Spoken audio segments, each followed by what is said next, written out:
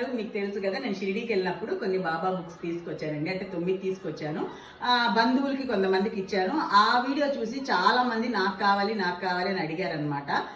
అయితే ఈసారి వెళ్ళినప్పుడు అంటే నేను ఎన్ని క్యారీ చేయగలను అన్ని తీసుకొస్తాను. ఈసారి మాత్రం ఇప్పటికి మాత్రం ఈ 3 మిగిలిన్నాయి.